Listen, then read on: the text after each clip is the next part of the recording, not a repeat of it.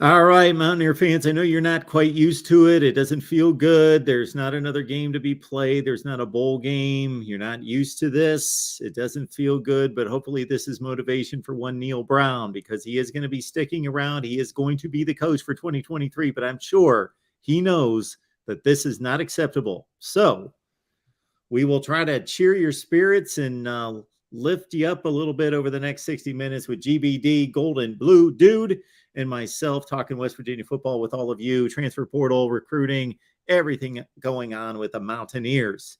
GBD, what's going on tonight? Another Friday, man. I'm excited for this one. You know what? The biggest thing about from this year to next year for West Virginia is I do think that we'll have a completely different style of offense. We'll see if it's going to be successful or not. But as far as what we saw this year, we already know that JT Daniels, he's in the transfer portal. So what we see next year is going to be something completely new. I'm excited about that part. Wow, we spent a lot of the offseason talking about JT Daniels, and rightfully so. Yep. Accomplished quarterback, former 5-star. He steps in 5-7 season. He didn't play awful, but he didn't play great. He had his moments, but wow, that was kind of a wasted season. And now he moves on. And that was no big surprise to anyone, but it'll be interesting to see where he lands and if he can find what he thinks is going to be a better spot for him. But obviously that's the headliner in terms of the transfer portal, but there's a pretty good list of players here. Yep. You know, is there anybody else that stands out as well, the transfer portal, not so much. I mean, a lot of people talk about Charles Woods, but he didn't really contribute this year. He was banged up. He had all of 7 tackles, and that was it for his stats. But the thing that caught my eye was Bryce Ford, Wheaton, and Sam James declaring for the NFL draft. That's going to hurt our offense. Those were our 2 biggest playmakers when it comes to wide receivers. Honestly, Bryce Ford Wheaton, I understood that, but when Sam James declared, that one kind of surprised me. I still think that he needs another year because he still has issues with drop balls. So I understand both decisions, but the Sam James one is the one that surprised me. All right, folks, leave those comments and questions there in the chat. And first and foremost, your homework assignment tonight is to subscribe to the West Virginia channel. So I'm going to leave the link in the chat.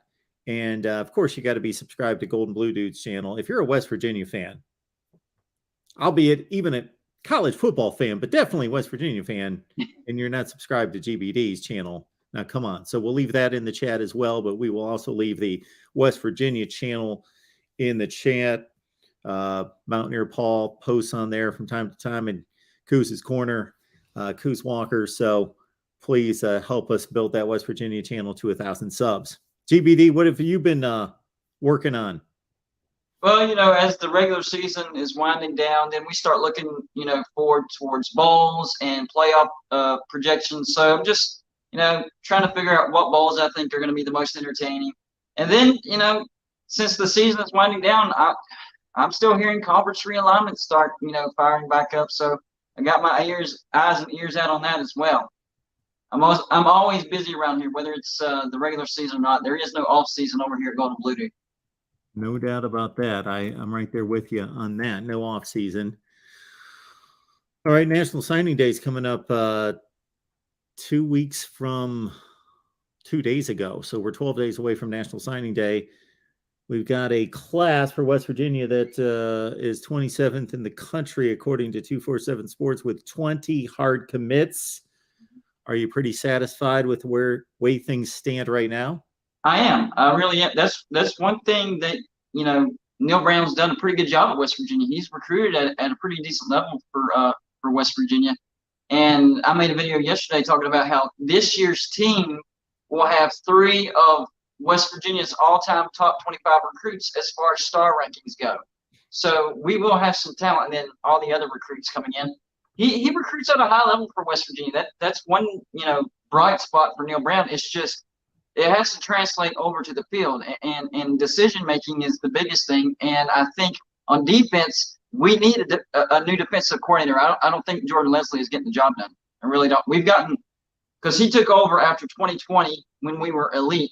We dropped to in the 50s on scoring defense last year, and then this year we dropped down into the 100s. So that tells me since he's taken over, we've just gotten worse and worse and worse.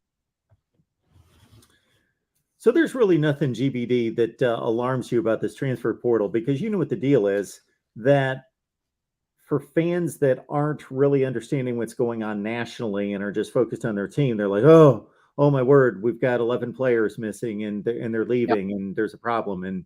And in some cases there is a problem. In some cases there is a culture issue. In some cases there are some Texas A&M. There are some things going on that it's like, okay, this is a warning sign. This is showing, when you get the number one class from 2022, that's, who knows what that class is now. I did not look at it myself, but somebody told me the other day that they had 14 players from that class leave.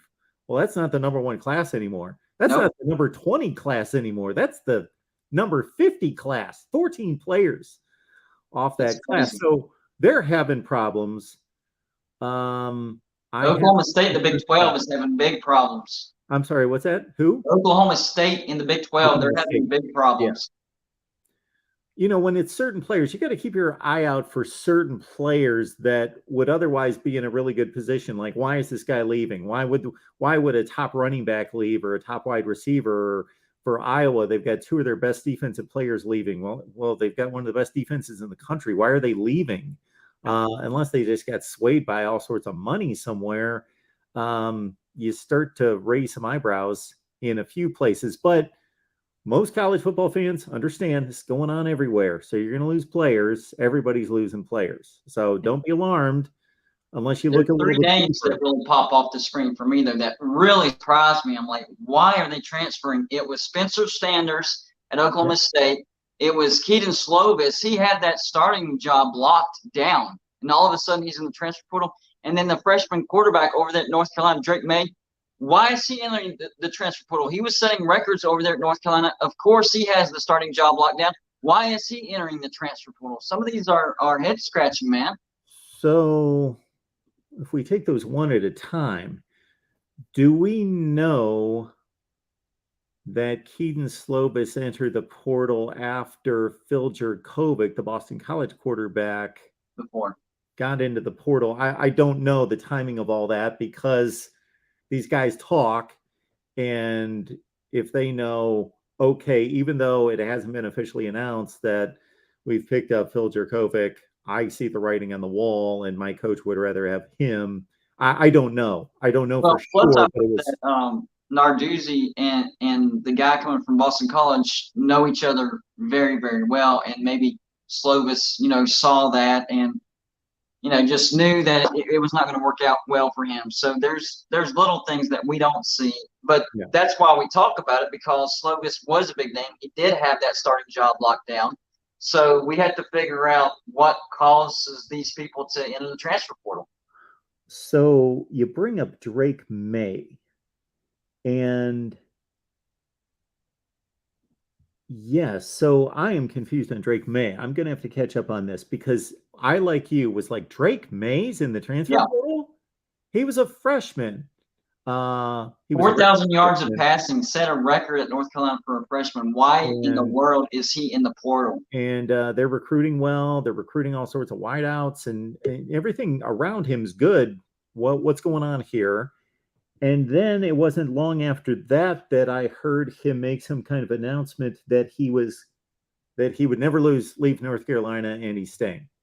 So I don't know where that stands right now, because I'm looking at 2 articles right now, one from ESPN, one from Clutch Points, whatever that is. That's another site, in 247 Sports. And they're all listed as being posted 2 days ago. So within hours of each other, one says, massive transfer portal decision. One says he's returning to North Carolina. One says he's responding to transfer rumors. So that's for another show, another time. We can both probably dive into that one to see what the deal is with Drake May right now.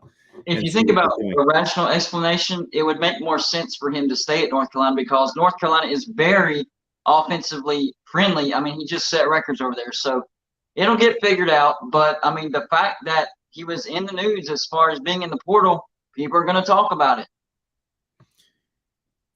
Absolutely. So once again, when it comes to transfer portal, there's just going to be players for every team, regardless of who you root for. Just be understanding that look a little bit deeper, because there are culture problems at certain spots, but most of it's just natural player movement. They're going to take their freedom and they're going to run with it. We are happy and honored tonight to be joined by West Virginia running back great Avon Coburn. And he didn't have a transfer portal to deal with, did you, Avon? No, I didn't. I didn't. I mean, I probably would have considered it when Nealon left, but at the same time, man, it's one of those things, man. It's crazy right now. We appreciate you being here. Thank you so much for that. To kind of get us started, and then I'll let GBD cut loose with some questions. Just your overview on West Virginia football, what you saw this season. We were looking, I know GBD was very high in this football team, saw a lot of good things going into the season. I wasn't quite as high, but I'm not going to say I forecasted this, because I didn't. I had a 7-5 record on this team. I expected a solid bowl team that was going to play better in the Big 12. So, what do you think went wrong? How do you look at the way the team played this year overall? Yeah, I thought it was poor, man. I thought it was really poor how they played. They underperformed. I mean, it all starts and ends with the quarterback, as we all know. And we started out really well. Rebound okay. But I really think, man, the quarterback play deteriorated. I see GBD has that Texas sign back there. After we played Texas, and I actually got Texas colors on the day, orange. But after that Texas game, we just went in the tank, man. It was no good after that, man. I thought we'd play a lot better. Definitely was disappointed in the way we finished the season. I was high on us. I mean, I had an inside source, a couple of them that said we would be pretty good. They said the quarterback was the real deal, which he started out. I mean, he looked great. I mean, he was throwing the deep outs like nobody could, and nobody's done in the last couple of years since Greer left. And man, it was disappointing for me, man. I'm a homer. I mean, on my podcast, I pick us to win every game, just because I believe that we can. So yeah, man, I didn't think it played out the way I expected it to, and it's hard for me to go against my alma mater. I mean, I love them so much. So yeah, man, it wasn't as good as I thought it should have been. I 100% agree with that. Definitely, especially on the defense. I think what had us all fooled is the past 3 years under Neil Brown with this defense. Yes, it took a slight step back in 2021, but still, it was good enough to keep us in games that we shouldn't have been in. So we go into this season thinking that the defense is fine, and we made a bunch of great decisions on the offensive side of the ball, so we expected to be much better on offense. Absolutely. Which I actually think we were much better on offense, but our defense took such a massive step backwards this year. It's like we needed to have a top 10 offense just to get to a bowl this year. That's how bad our defense was. Our tackling was poor. The middle of the field was a bullseye. I mean, once they got past the cornerbacks and the defensive line, I don't know what kind of scheme the linebackers and the safeties were running, but the middle of the field was always wide open. Teams were going for it on 4th and 8, 4th and 9 against West Virginia because of how wide open the middle of the field was on that defense. I mean, it hurt us game after game after game, and it didn't get any better at all. Yeah, I mean, I'm high on offense, obviously, because that's what I watch a lot. But our defense was extremely porous. I'm with you, man. I mean, I think we got outcoached almost every game. And I mean, we lost some players, but at the same time, this is Division I football. You step up and go play. It was very disappointing on our defense. I mean, I was calling after we lost Kansas, even though Kansas was 50 times better than it was, in previous years. I mean, this probably was the best Kansas team I've seen in a long time. And I'm high on their quarterback. I think he was I think he probably would, if he would have stayed healthy, he probably would have had chances to win the Heisman. That's how good of a season he was having. But at the same time, man, our defense was terrible. It was absolutely, and not our defense, our back seven, our linebackers, they didn't cover very well, and our DBs were just they weren't good at all, man. It was hard to watch, and I was calling for his job after that. After we lost to Kansas, and it wasn't the fact that we lost to Kansas. It was his what is that called when you his interviews that he did after the game. I mean, he just looked like a shook child, like a wet, like he just looked whooped. And I was like, you know what? We can't have somebody. I mean, we got to expect more than what this guy is doing. Like former players, I mean, if you watch the video, he's blaming other people, he's pointing fingers. I'm like, you the coach. It's got to fall on you. It was disrespectful to me. And I'm like, we should have fired him right after that interview he did after the Kansas game. I'm going to steal a page from GBD here and add a little bit more to it because, he let us know a number of times during the season that this guy likes the way he runs the program from Sunday through Friday.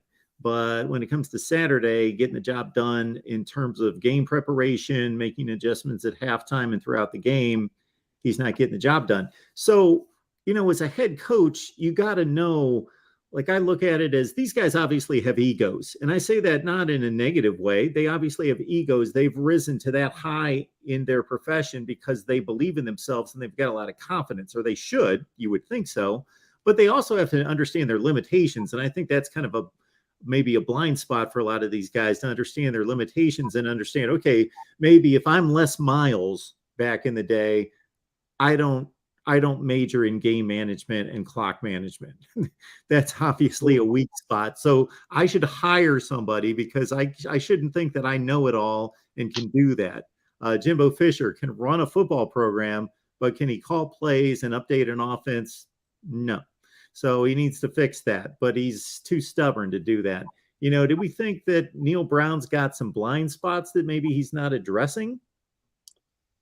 I know for sure he does. I mean, he defense is a blind spot for him. Like, and I heard something from a buddy of mine that I played with. He said your friends will get you fired. He's got to let go that you got to cut ties and go win. Like, you hiring your friends, trying to keep them around. You can't have them at those positions that can hurt a program. Like if you heard him talk, you can clearly hear that he is not ready for that stage. Like he does not know how to communicate effectively to the media, which means he can't communicate effectively to the players. I mean, I've coached and I know coaches that don't communicate well and they're relieved of their positions. We bring everybody together and say, okay, you need to do it on this level. And that's a big blind spot, man. He cares about his friends a whole lot. Which you should, but when it comes to making money, and he is paid a whole lot of money to make decisions to get rid of his friends. Absolutely. Hey, before I ask this next question, here's what I want to do. First of all, I want to say that it's a great honor and privilege to talk to you. You're the all-time West Virginia leading rusher. And as a sign of respect, I'm going to take my sunglasses. I don't do this for anybody, but for you, appreciate you. I'm going to show my respect and take off my sunglasses. And I want to ask you this question. As the all-time leading rusher for West Virginia, how do you feel about our running back situation going into 23 with Jalen Anderson? He looked good in that Oklahoma State game. Tony Mathis was a workhorse. And then we know C.J. Donaldson, he got injured. But whenever he did play, man, the dude was almost – you couldn't tackle him.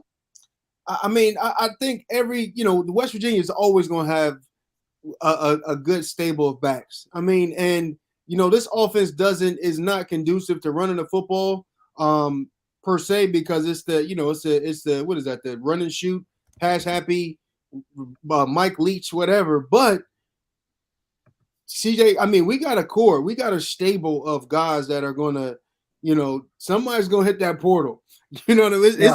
It's a bunch of them. It's not enough balls to go around. And to me, I like to have a lot of backs, but at the same time, you can't play everybody because nobody can really get in a rhythm for me. But I think we have a great core of guys, man. That from big guys to Jamal Johnson, or is that his name, Jamal Johnson? Jalen Anderson. No, Johnson. Oh, Justin Johnson. Justin Johnson, yeah. Justin Johnson. He's quick. He's shifty. He does a little bit too much dancing for me, but at the same time, he's got some juice with him. CJ is going to be. He's just a hidden gem. I heard about him earlier in camp. Somebody was like, the coaches are really high on this other guy. He's a really big back, but I'm not. And the guy that I'm talking to he came up in my era. Me, Amos, we're not 6'3", that type of back. And right. But he came on strong, and I'm excited to have him a part of what we're doing. That was a big that was a big hurt to our offense. Him going down like that, and it didn't even look super like he did something crazy to it. So, but it happens, man. I think on running back in the backfield, we're stacked.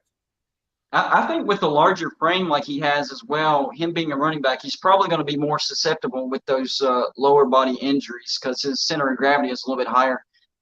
So I actually did some research, and West Virginia. Now I'm about to turn 40, and I became a West Virginia fan, oddly enough, in 1988 when I was 6 years old when we went to the national championship.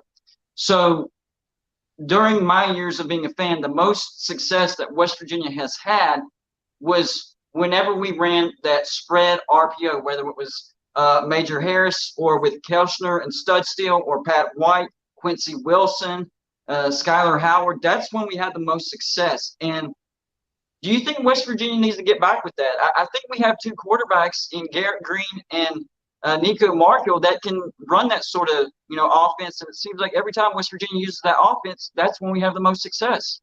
You bring up a good point. We run the offense that fits the players. That's in my opinion, that's what you do. You run the offense that fits who you have.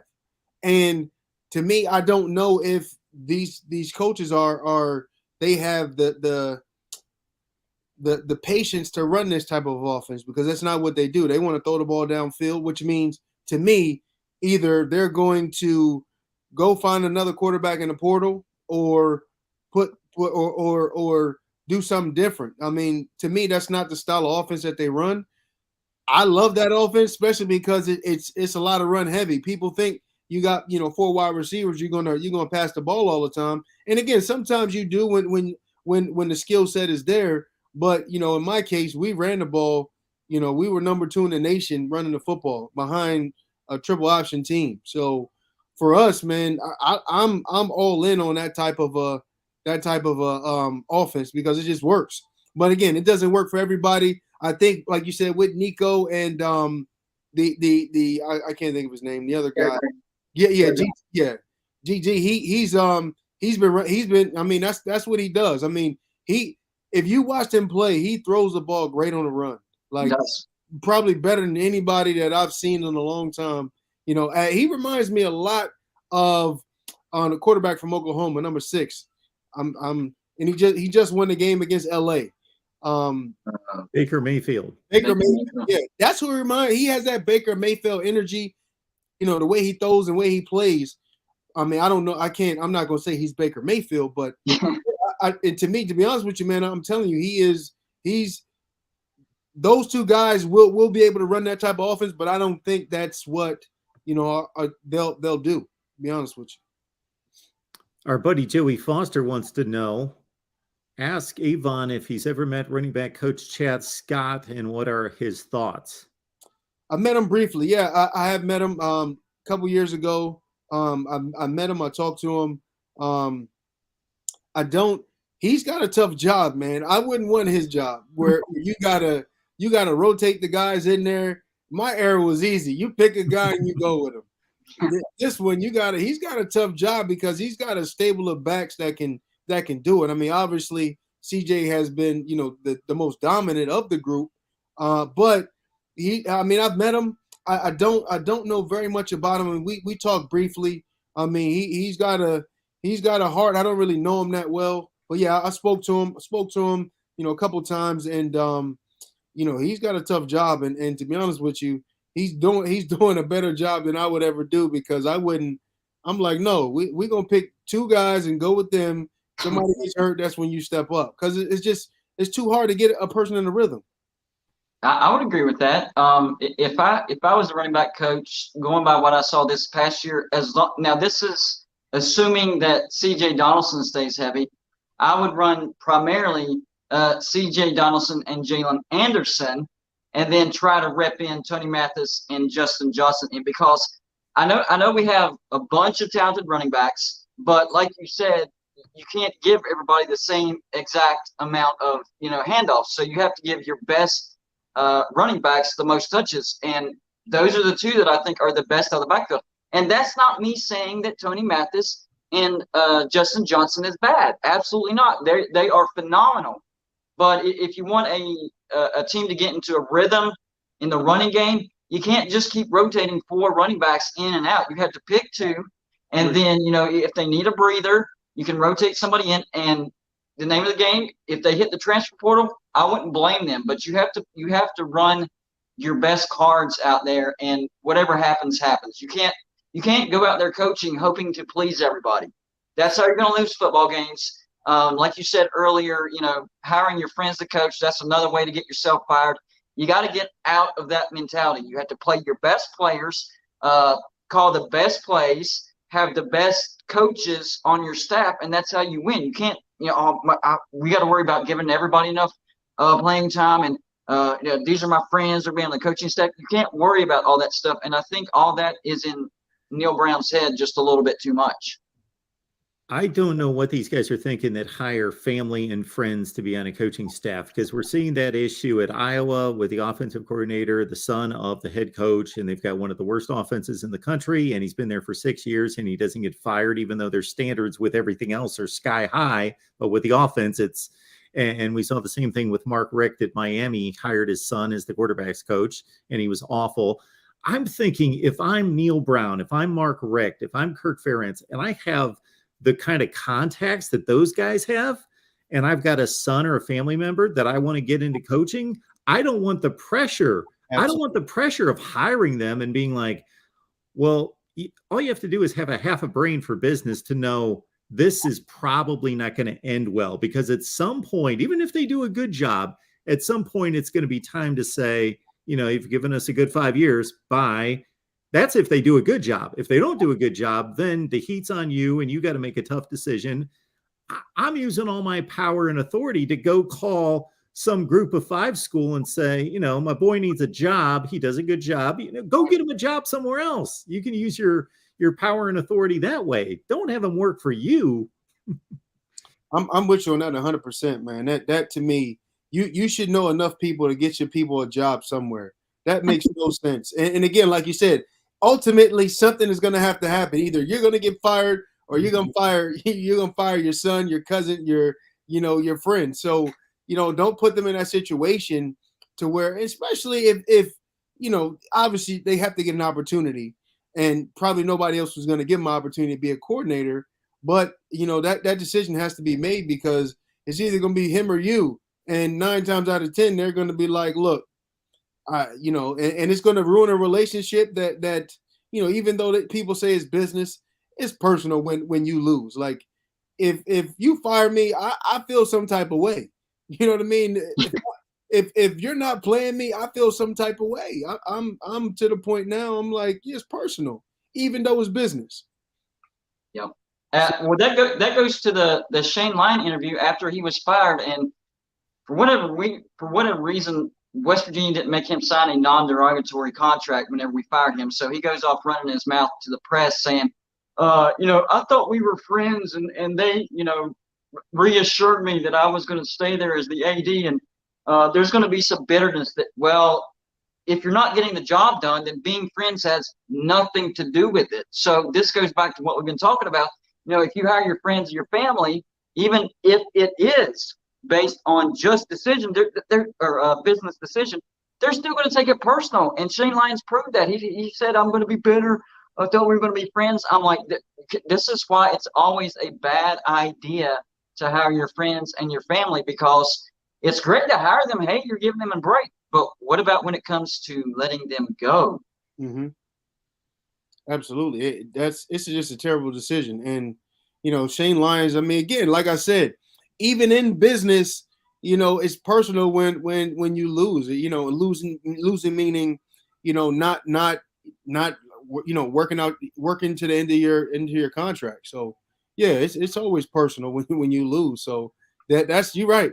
That's not something I would put myself in the, I mean, if I do hire him, I'm not going to hire him at a position that is where they're going to be in the spotlight, because that decision has to be made eventually. Avon, you made a comment when you first came on here, and we've just asked you about, your assessment of this last season. One of the very first things you said was, this hurts me. I'm invested in this team. This is my university. This is my school. I played here. I laid it out all on the line. You're the leading rusher in the history of the school. You've got a lot of passion and a lot of investment for generations, for years and years and years, going back, 20 plus years into this school. And now the other thing that we were talking about before you came on here was the transfer portal. Mm-hmm. And, years from now, to be able to pull somebody like yourself onto a show and see that level of passion, it's probably going to be more rare and more rare and more rare going forward than ever. Absolutely. JT Daniels played at USC, Georgia, West Virginia. Now he's going to play somewhere else. Now he's a bit of an outlier, but still, it's going to be pretty typical for guys to play at 2 and 3 schools. And for them 20 years later to have the kind of passion and investment in one school is not going to happen. It's not going to exist anymore. I mean, and that's the good and bad about the portal, in my opinion, because, you're going to be in a position to where, nothing is really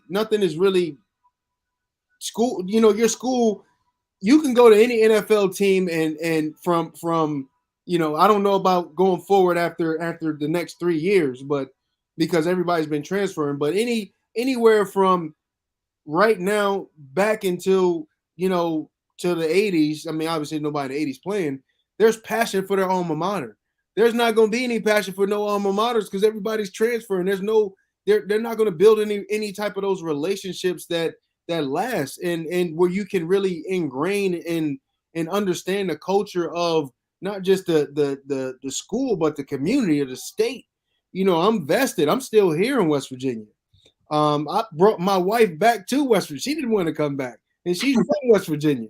I brought my wife back to West Virginia. So, that is, it's going to be unheard of because people are jumping ship, from place to place. I mean, our last quarterback, what's his name? That went to the NFL, Will Greer. He was in Florida, and he went from Florida to us, stayed here for 2 years, graduated, and went to the league. And JT was the next up. And he, like you said, he's been to 4 places. Who is he going to identify with? And if he gets another D1 job, I'm going to call it a job because we paid him $850,000 to play. Yep. If he gets another D1 job after tanking the year that he had, football is going down the drain. Like, I mean, he should go to Jackson State because Primetime left, but he wouldn't even play at Jackson State right now the way Primetime Sun is playing. But Coach Prime, I mean, there's going to be no passion for anything. I mean, you bring up a great point because I say this all the time ever since this got and like you, it sounds like I think we're on the same page. I'm fully supportive of people being able to make, we live in America, make your own choice, freedom of choice. Come shut the door, buddy. With that, come shut this door for me. I'm sorry. No, go ahead. I'm sorry. No, I was just the point that you make about the NFL. West Virginia fans in particular, watch an NFL game and there's a sense of pride out of any fan base to say, there's Tavon Austin. He's a West Virginia guy. That's, you can go on through Adam Jones and Jeff Hostetler, or however far back you want to go, you watch the NFL games, and when the players say, I'm so-and-so and I went to this school, well, in the future, you'd be like, oh, he was there for a year, right. But he also played at Kansas State and he also played at Florida State. So big deal. I'm with you, man. That passion is not going to be there for, and to be honest with you, I don't blame the kids for getting paid because I think they should. I think, but I think they should do it in a different way. I don't think, you come here and make $80,000, $800,000. I mean, yes, you should. I'm not saying you shouldn't at all. But if a school donors are going to invest in you with that type of money, you gotta ride it out. And if incentives too. 100%. So here's my philosophy on the NIL. I think everybody that comes to a college football team, and again, it's not going to be the same for, I think, college basketball, football, baseball, and soccer should get all the money. Any other team should be happy to get whatever they want to get. And that's just they're not bringing any money. So with that said, if I come in and again, the university is filtering this money to these kids through these boosters. The boosters, hey, I need this running back. Okay, for this running back to come here, we're going to give him $1 million. So for the 4 years that you're here, you're going to get $30,000 a year. You're going, and again, you're in college. There's no, you making $30,000 a year should be plenty money for any. I mean, that's a living wage, and you should be able to make that. But you got $1 million contract once you graduate. Once you graduate, you get the rest of that money. You should be able to get all that money right now because at the end of the day, I mean, think what's the quarterback that went to he was at Oklahoma and then he transferred to South Carolina. Rattler. He went into the tank. But you can tell he was a great quarterback because if you saw what he did the last 2 games, and I mean, he was fantastic because it was about, he's like, oh, hold, I got to get my stuff right because I'm about to go to the league. I got to show these people I can really play because, I mean, you 20-something years old, you sitting on $1 million. Nah. You sitting on $1 million? Nah. I mean, if you already have it, you're not working for it. I mean, I understand that they paid you to come there, but once you have it, you have it. Absolutely. Once you, and again, I truly believe if those kids stay there and graduate from that school, they should get all the money that they should get all the money they deserve, all the money that they get. But if you don't, you'll get that $30,000 a year. And once you graduate, then you get the rest of that money. That's how I think the NIL should work. No kid, I mean, maybe depending on where you go. If you're in Miami, you might need $60,000 because it's just a different cost of living. You're in LA, you might need $80,000. You know what I mean? Depending on how much money you make. But you're in West Virginia, you don't need no more than $30,000. And I mean, everything else is paid for. You don't need, like, you're gonna get a scholarship check, it's gonna cover your rent, your everything else. $30,000 should allow you to ball to no end. I mean, you making $2,500 a month and you ain't really got to do nothing. You know what I'm saying? And so along those lines, yes, absolutely. These kids should get paid. I'm mad I didn't get paid. I was mad. I wanted to change my jersey. Now I'm dead serious. I was going to change my jersey number, but then I was like, if I do that, people going to buy my new jersey number. You know what I mean? So I'm like, why would I do that? Why would I give these people more money and they're not giving me no money? Yeah. I mean, you go any Saturday, you're going to see at least 20,000 people, and of those 20,000, 5,000 minimum has a 22 jersey on. And I'm like, yeah, they got. And so I don't know if you know, but Mark Bolger was number 10, changed his number to number 4. And I learned my lesson. I said, I'm not going to do that because now they're going to make more money because now people are going to go buy the number 4. Like, I'm not going to do that. I'm not going to allow them to make more money off of me. And these coaches getting paid millions of dollars. I'm on my soapbox right now. Go to it. To me, man, it's ridiculous how these coaches get paid all that money, which I think they should get paid. but the kids don't get any money. That doesn't, that to me does not make any sense. And the university is making millions of dollars. Millions. I mean, they make hundreds of millions. Let me say hundreds of millions of dollars off these kids. And they're talking about education is enough. They're crazy. Yeah, I agree with you. And I like the way you laid it out. So we agree. It's not that we're saying you shouldn't pay the players. You should, but it also should be a reward type of pay, not just like, here's $1 million. If you pay, if you play 3 games and then quit on the team, oh well, there's your $1 million. Like, they have to have incentive to stick around and to perform at the top level. So I agree with that. And everything that we've been talking about as far as how difficult it is to keep players because of NIL and the transfer portal. We're talking in the sense of teams that are successful in winning. West Virginia isn't there. West Virginia just had a 5-7 season.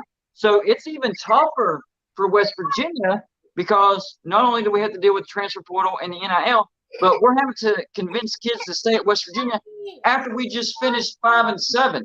Like, how do you even do that? This is why I was wanting a head coaching change. Hey, babe, come get him. I don't know how you keep the top level players at a school that just went 5-7 and they're keeping their head coach. That tells everybody we're not committed to winning. And who wants to go to a university that's not committed to winning? I would disagree with you on that.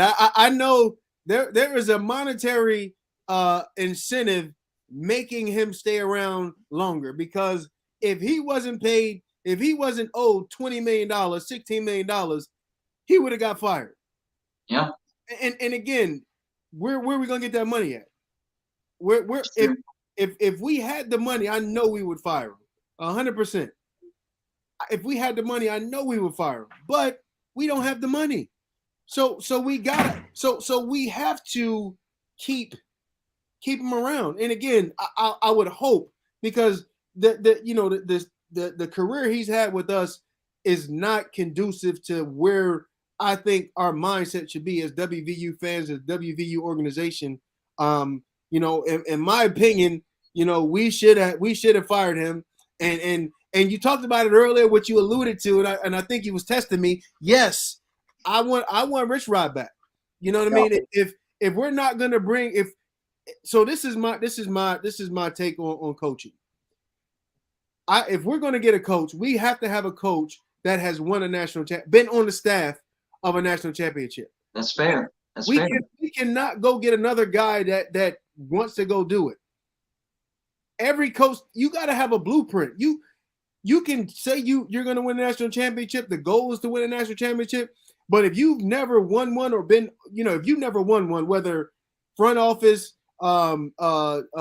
strength coach, you got to be on that level. You got to understand what it takes to do that. And if you've never done it, you got to get around people that have done it. Just like in business, if you are a business person, you're not going to go hire a teacher to teach you how to be a millionaire, because they don't know how to do it.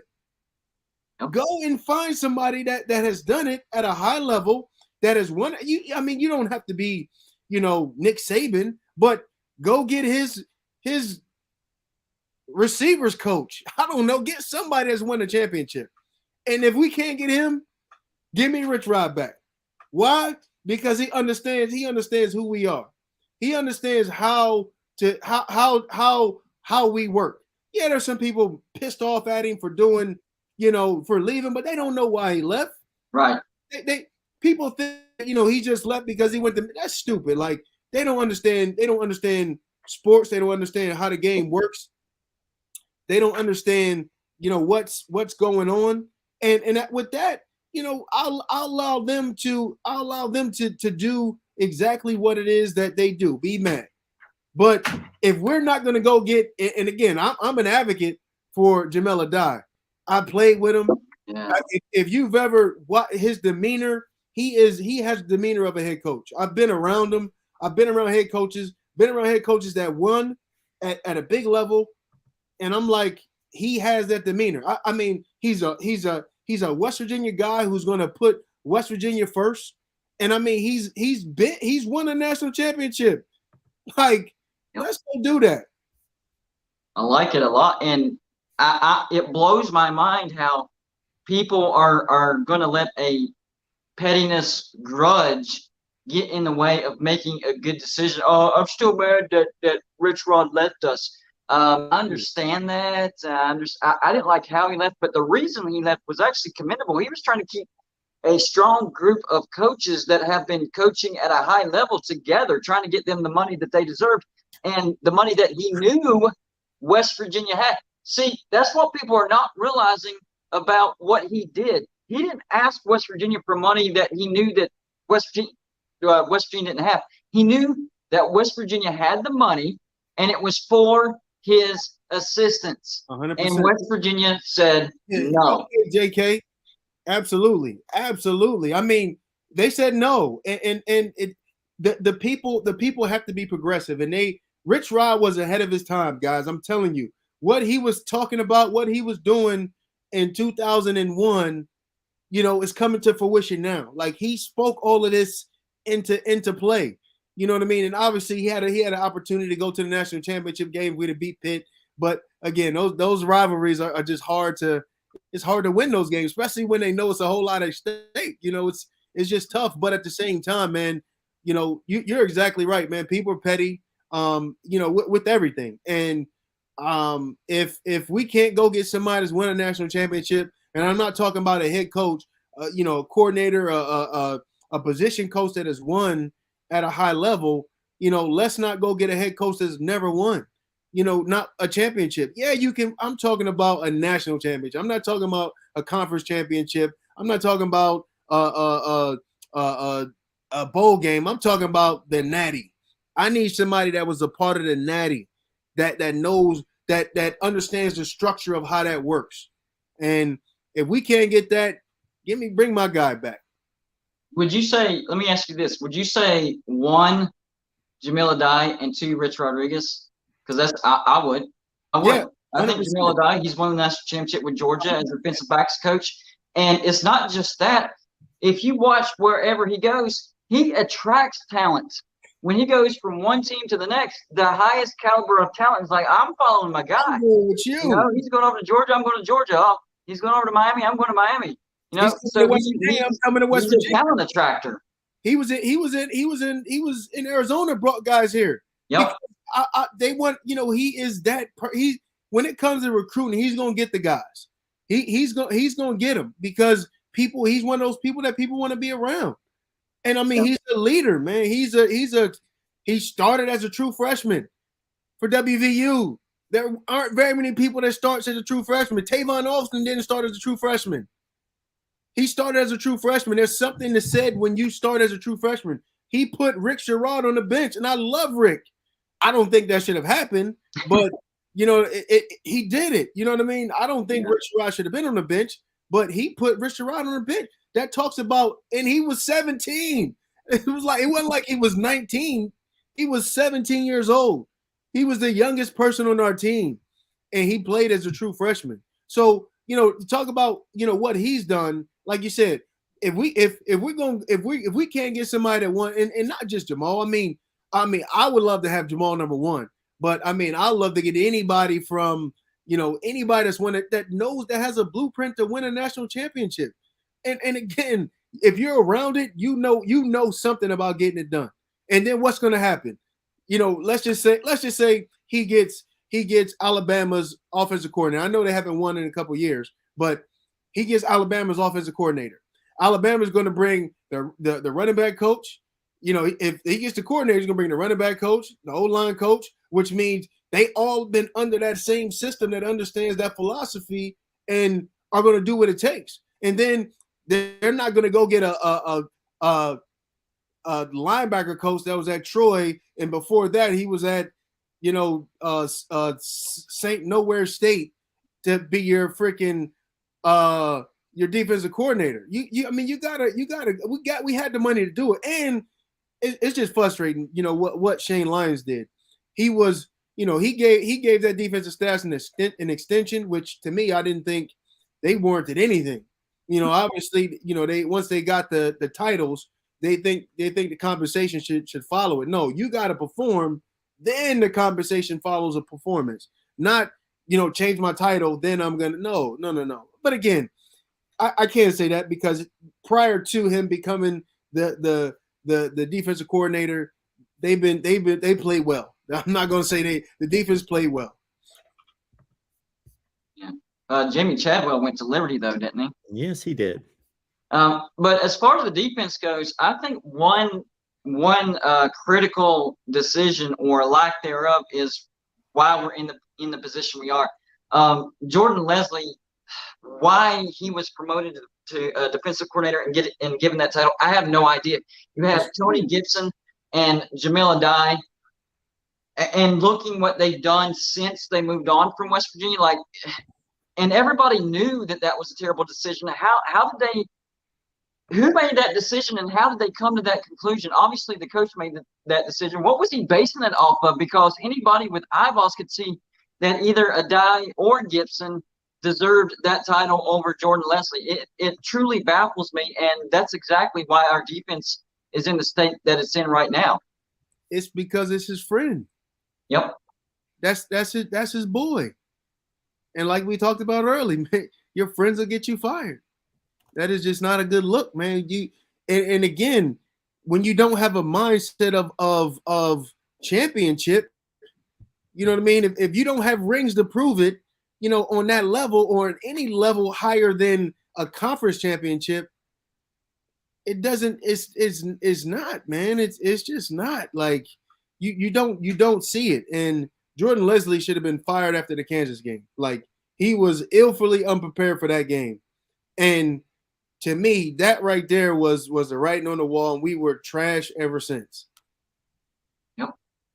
Plain and simple. Great stuff here with Golden Blue Dude and our special guest tonight, Avon Coburn, all-time leading rusher at West Virginia. Great stuff with these guys. Avon, we appreciate you being here. Let people know where they can find you and where the place to pick up your content. So I'm on Facebook heavy. Avon Coburn Jr. on Facebook, or Avon Deuces C on Facebook. I got 2 pages. One of them is a Canadian heavy page, and then the other one is more of a Americanized page. I'm also on the Touchdown City podcast, or Touchdown City show now. We're not a podcast because we're on the radio too. So the Touchdown City show, you can find us on any podcast station. LinkedIn as well, and Twitter at Avon Coburn or Mr. Chill Son. So you'll find me on all those stations, all those platforms. I'm sorry. Facebook is what I'm on most. A couple of my other guys on my podcast, they do a lot more Twitter than that. I'm more of a I don't really get on Instagram, but I mean I have an Instagram page, Avon Coburn, and Avon Deuces C, same thing. You can find me on there on Twitter and on Instagram. I appreciate this opportunity, man, to get here and talk a little football, man. It's going to be a while before we even get back on the field again. But it's always good to have these conversations, because I love to hear other people's opinions on things, and obviously you guys let me do a majority of the talking here, but it's and you said one thing that I didn't think about, is that college football is not going to be the same, because nobody's going to be there long enough to really embrace the true culture of it. And the ones, and I mean, because it's a me. There's not a whole lot of team in it. You know what I mean? And I get it, but there's got to be an aspect of let me do my job to the best of my ability, and because if I do my job well, then everybody else around me will win. But it's more me now. Like it's like the NFL. Like it's the culture of where college football going is like the NFL, where it's a whole lot of, I got to get my money, and I don't blame them. Because this is a long time coming. Like these colleges been making money off of the athletes for far too long. I mean, NCAA should be wiped out because of, you know, how they had this thing structured. If they would have just paid the players back then, and again, I say give them 30 grand a year. Like if you give them 30 grand a year plus all of the I don't think you would have had very much of anybody doing anything. You know, I mean, just give them something, and they're going to make 50 grand, 500 million off of these players. You know, you go to the NCAA tournament, basketball, that's billions of dollars, you know, within that tournament, and they don't want to give any of that money to the players. To me, it's ridiculous to me. But again, the culture of what, you know, college football is, the purity of it, it's not going to be there anymore because, you know, the players are getting their piece.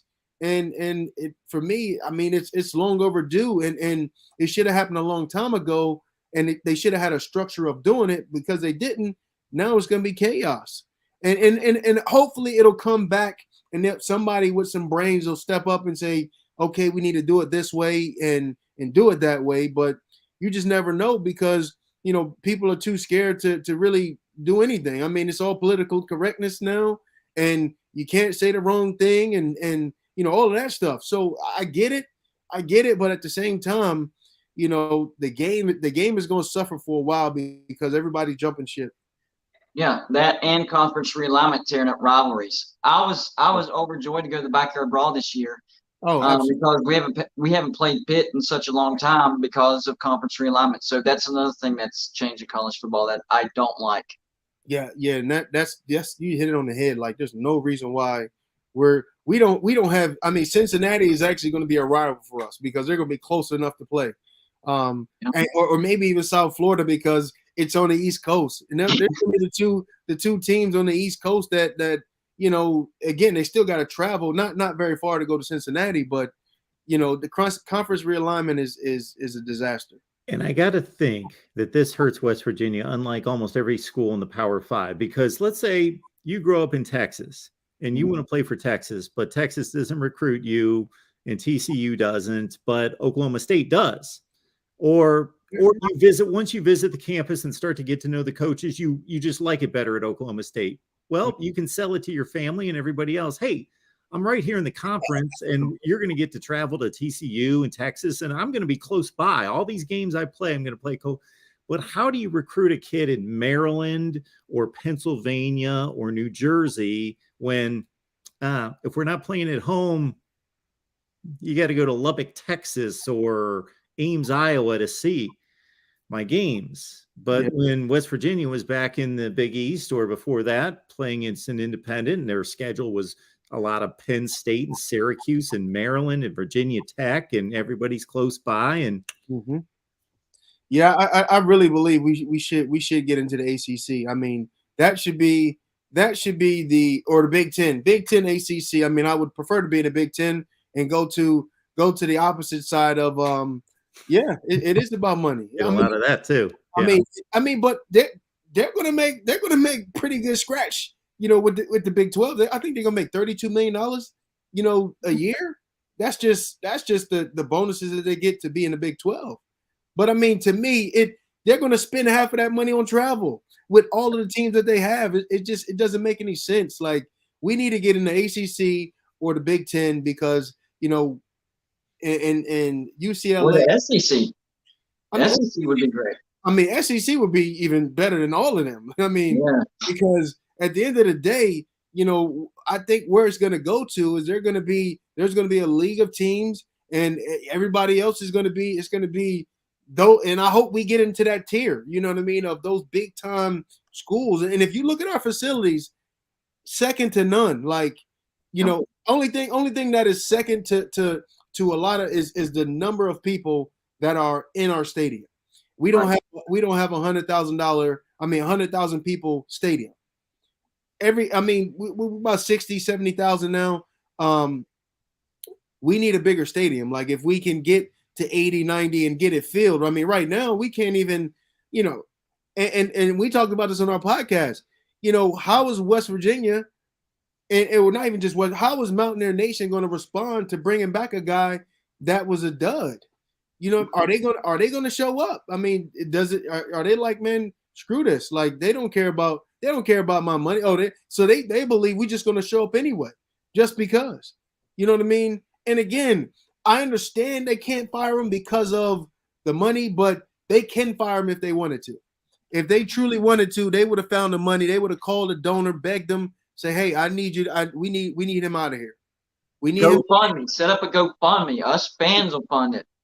Yeah, but then if we do that, I think that's not a silly. That's silly because if we go and give money to somebody, give it to the players so we can get better. True. That's true. Good point. You know, let's not pay a coach. You know, they made that bed. Let them get out of it. We gonna put money in a pot. Let's put it in a pot so we can go get Eli Manning's son or Peyton Manning's nephew. Let's go get him. How much? Hey, what have I been saying, Mark, about our stadium? I said we need to expand at least 75,000, and I think if we got the right coaching staff and had success, a successful West Virginia football team would definitely sell out 75,000 easy. I mean, I think a West Virginia football team that is positioned right, meaning out of the Big 12, where they're going to see comparable talent. You know what? I mean, think about who we played. We played Virginia Tech, which was a rival, so you're getting their people come in. We played Boston College, which was not very good, but they were national champions. We played Pitt, who was a rival, so that's going to fill up. We played Miami, which everybody's coming to see Miami. Now you add a Clemson in there. You add, you add those teams in the ACC, or you get Ohio State to come in.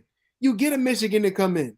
If we're in that conference, it's gonna we just got to be around the environment that we need. Big 12 is not for us. I mean, I know we had to jump ship to get somewhere, and the ACC wouldn't take us because of our facilities and our education. But things have changed. I don't know about education-wise, but I know our facilities are comparable than ever. I mean, I talked to somebody. He's like, I went to Clemson. I went everywhere. West Virginia facility is right there with all of them. I mean, I don't know if you guys seen the Deion Sanders hire at Colorado. Looking at their facilities look just like ours. I mean, like the training room where they go out, they walk through the pools. We got the same thing. We got the same exact thing. We got the same exact thing that they have. Our facilities are comparable to any team in the country. So we can get players once they come in and see it. We can get them. We just got to get a leader that can.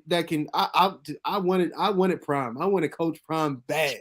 Man, think about this, guy. What if we'd have got Coach Prime? I mean, what type of who can't? Well, I mean, look at Colorado. They got 200 players within the 12 hours contacting Colorado and Coach Prime from the moment he was hired there. Absolutely. Coach Prime, I mean, one thing I love about him, first and foremost, he's a man of God that is going to promote the Lord to these kids and give them biblical principles and not just biblical principles to where they're going to he's just going to give you he's going to bring God into the principle. He's going to talk about God within these principles and say, this is the way God told us to do it and do it that way. So that's the first thing. Second thing is he is for the growth and expansion of young people's minds. And that to me, it's not just about football to him. And again, it's not, he's making $5 million a year now. So we'll see if that same mentality changes. You know what I mean? Because you can be about football. If you ain't, I mean, you could be about these players. And if they're not winning, it's going to be a totally different. I mean, everybody going to look at Coach Prime different. You know what I mean? It's about winning. He's getting $5 million a year. He ain't getting $5 million a year. And again, like you said, he got 200 people that called him. I put a post up on my Facebook. If Rich Rod, if that transition from kneeling to Rich Rod, I would have probably reached out to Coach. But once Rich Rod got here and I've been playing, I'm all in. But that transition time, and Prime was doing his thing, I'd have been like, yep, let me see what the deal is. And he's real too. You can tell he's not faking it. Oh, he gonna give you the whole God's honest truth about you. You never gonna play here. I don't know if you. I mean, I've been following him now. He's like, hey, he said he had a walk on. that didn't that was like, that wasn't doing extra. Like, you a walk on. He said you about to be a walk off. Again, talking to players, he gonna tell you the truth whether you like to hear it or not. Like Coach Prime is the real deal as far as keeping it 100. Coaching wise, we'll see if it translates. He just has so much better. You can be a terrible coach with great players and win every game. Because you can't call a bad play when you got 11 players on the field that's better than their 11. There's no bad play you can call. You can call a pass play and they blitzing everybody, and you got a receiver out there that is better than their DB. He's gonna make a play. There is one coach that can mess it up though, and that's Jimbo Fisher. I don't know what he's doing over there in Texas A&M. Oh my goodness! And everybody's talking about he should come to West Virginia. No. We don't want Jimbo. No. Like, Jimbo got more money than everybody. Yeah. More money than everybody, and he's screwing it up. The only box that he checks is he's a West Virginia guy. That's it. He's not a very good coach. Yes, he won a national championship, but he caught lightning in a bottle. That's it. You can see what he's done with great recruiting classes year after year. They're not even making a bowl this year. That is insane. Yes, the best class money can buy, and you're not making a bowl. That's insane to me. We can do that. We can do that already. Well, not buy the best class. We can't do that. we can not make a bowl game for sure. Like that is comparable. But again, I would have loved to got Coach Prime because of he just keeps it a buck, man. He told those kids, look, what do you say? I'm bringing my luggage in this Louis. I'm like, I love it. I'm bringing my own luggage, which means he's bringing the players that he had from his good players. Not everybody's going to be able to translate to coming to D1, but the ones that are good, like his son. I don't know if you guys watched his son. His son is a prospect. He has a cannon, and I haven't seen him run the ball, but I'm pretty sure he's got wheels. His dad was probably the fastest man in the NFL the whole time he was in the NFL. So, without a doubt. It's one of those things, man, that we should have made a move and went to go get him. But yeah, man, don't want to spend the money is the problem, though. We want to try to get by with a $4 million a year coach or $4.5. And I'm not saying we should pay Neil Brown more. No, we should not. But we should go out and get somebody that's worth $5.5, and pay them $5.5. We can afford that. I agree. I wholeheartedly agree. And because if you get a $5 million coach, you're getting a $5 million staff. You're gonna get a guy that thinks big. That's more money than Neil Brown ever made. Like, and again, you get a guy. It's so. Quick story. I'm in the NFL. I made more money I ever made, and I made more money than my whole family made in 2002. I probably had more money than everybody in my entire family in 2003. I'm sorry, 2003. I had more money than everybody in my entire family. I don't know how to act. How do you tell somebody that has more money than their entire family how to do anything? And so you get clouded by the cash, which I didn't think it would be me, but yeah, it was me. Like, I thought I was a level-headed person. Money changes people, and when you've never seen that type of money before, you get comfortable. Like, again, I've always been a hard worker, but you just get you eat a little bit different. You know what I mean? Like, you're not going to McDonald's no more. You're going to Benihana's. You know what I mean? You're eating a little bit different. Like, it's just a different vibe. And to give Neil Brown all that money and him not to really prove anything, it was a failure on our part. And we're seeing it now. Because again, he like, yeah, fire me. Go ahead. Cool. I'm still gonna make $20 million. Thank you. Cut the check, please. Like, if I show up, great. If I don't show up, great. And again, I don't think he's that guy. I think he's a great guy. I just think he's a little in over his head on some things. Again, obviously, I think he's going to go get around some coaches this offseason that has done it. Hopefully he does, because again, you like you two, you guys are podcasters. You guys are YouTubers that are doing it on a big level. And in order for you to go to the next level, you can't just stay around you two. You got to go get around somebody else that is doing major numbers. So in order to do that, your offseason's got to be okay. I gotta go to Alabama. I gotta go to Clemson. I gotta go to just to see how these coaches think. And I don't know. I'm a growth oriented person. I'm a growth minded person. I always want to learn. Like, just the way you guys have your background set up is like, boom, I just learned something now. You know what I mean? I'm always learning. Like, I'm dead serious. Like, I looked at it, I'm like, damn, like I'm normally good, but I got we got Christmas and we got boxes, and I'm like, that's just not a good setup. Things you got to be cognizant of. So, it's one of those things, man. He's got to go get around some people that are doing it at a high level, because if he stays in his own circle, him being the highest paid, he's going to continue to do what he's doing, and it's not working. Yep. That's it. Phenomenal stuff. Great stuff with Avon Coburn. Appreciate you being here, Avon.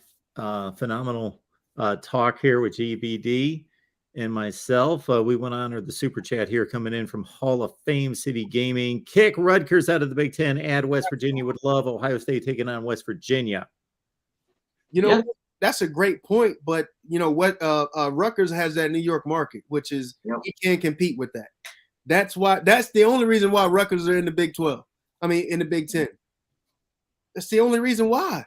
Yeah. They got a New York market where it's hard to compete with that. You know what I mean? Well, a lot of people don't realize that in some of these markets, even if we have more people watching, they're still going to make more money off that market because they get more off per household. Like, just an example. This is not the actual numbers. Let's say they made $2 off of every West Virginia household.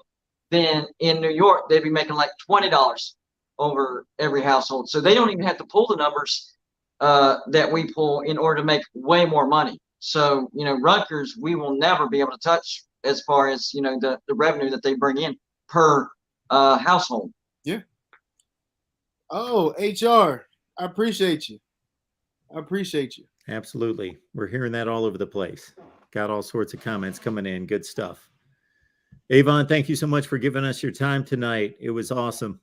No, I appreciate you guys for having me, man. Make sure anytime you got something going on, you need a guest to talk about some football, especially WVU football. I'm tuned in. I'm tapped in. And absolutely. And I don't really watch pro football, but it's my Sundays are that's when I get my work started again. So I'm not really. I probably haven't watched a whole NFL football game this year.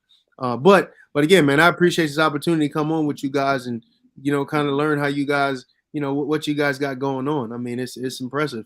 I mean, I like how you have this channel set up too.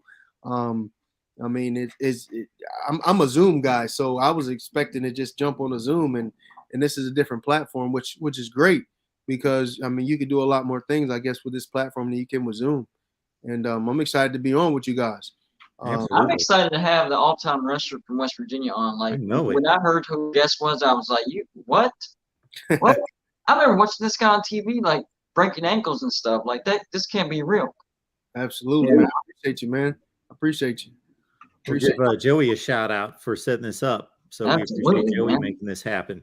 So. Yeah, shout out to Joey, man. I reached out to Joey on some business stuff, and he's like, I got some other stuff I can talk to you about. I was like, okay, cool. Let's too. I'm with whatever. It works. Yeah. I like Joey. Joey's a hustler, man. I'm a hustler too. I'm always looking for the next.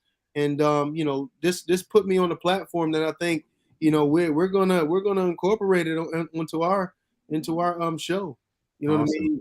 So we're going to keep our eyes and ears out and see what West Virginia does in the offseason, because I think one of the stipulations for Neil Brown to stay is he needs to make major changes. Whenever those changes happen, we're going to reach out to you and get your reaction, all right?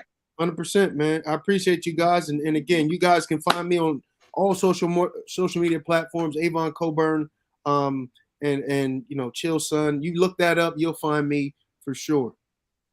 Awesome. Avon, God bless, and thanks for bringing the truth here as well. We appreciate that. Hey, salute to the greatest. Salute to the greatest. Appreciate you guys. Have a good one. Thanks, Avon. The great Avon Coburn. So down to earth too, man. Like, so easy to talk to. Phenomenal stuff. Yeah. Yeah. That was I'm going awesome. to run down a few things for tomorrow. We're going to be live prior to the Army-Navy game to take some phone calls with all of you. Then we've got some Penn State guys jumping on here. Our guys, Tim and Marty from Black Shoe Diaries. They're going to talk some Penn State football live at 3. And then our guys, Tim, Tony, and Rick want to do some Heisman post game. I guess them being USC guys, they've got a kind of an inkling. They've got a prediction that things are going to go their way. So they wanted to do a live Heisman post game. So they're going to be on here Saturday night at 9. And of course, we want all of you to get on over to Golden Blue Dudes channel on YouTube. GBD, fun time. This was a good one, man. I mean, I haven't been a part of a bad one, but this one right up there at the top, man. Thanks for letting me be a part of it, man. Thanks for being here. We appreciate you. You know that. So thanks for being here, bringing the West Virginia expertise as always. Thanks, buddy. All right, everyone. Get on over to Golden Blue Dudes channel, and I'm going to shut it down for the night, but we will have content coming your way as always. Plenty of it. So we will see you soon. Absolutely. Subscribe to that West Virginia channel too. Do that. Yes. Get us to 1,000.